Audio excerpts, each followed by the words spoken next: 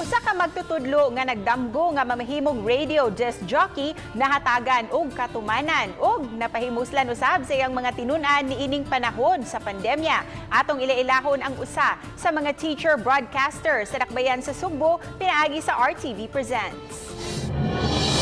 Once again, a pleasant day to all our listeners, most especially to our grade 6 pupils. I hope you are all in the pink of health.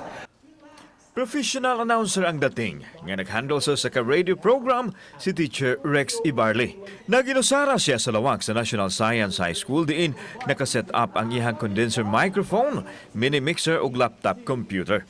New normal kini kay wa naman ang mga estudyante nga kanhi nagtikaw-tikaw sa eskwelahan. Si Teacher Rex usa lang sa 70 ka mga teacher broadcaster nga mipaubos sa training aron makahatag og katagbawan sa matinun-an. Kaming tanan og commitment sa among trabaho gyud.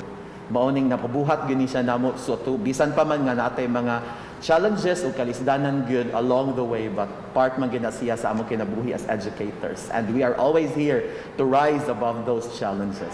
Sa sunugdanan, nakasugat sila og mga suliran nga bisan gani karon na sinati gihapon apan nasulbad kini pinaagi sa suporta usab sa DepEd ug sa LGU sa Cebu City nga migahin og 10 milyones pesos alang sa radio-based instruction.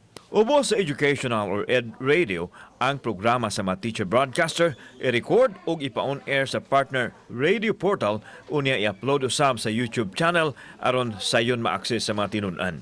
Initiative sa city government ni Mayor Edgar Labella nga i-address siya through on-air or kanang broadcasting nga style sa discussion.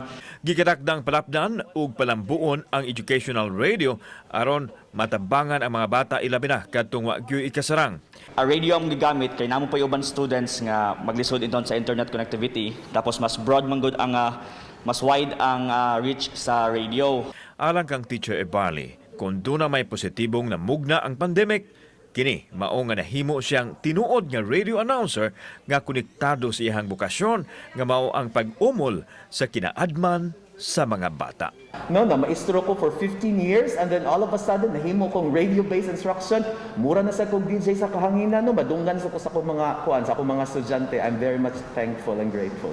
Kauban si Edward Tubilan, ako si Alan Domingo ug kini ang akong short dokyo.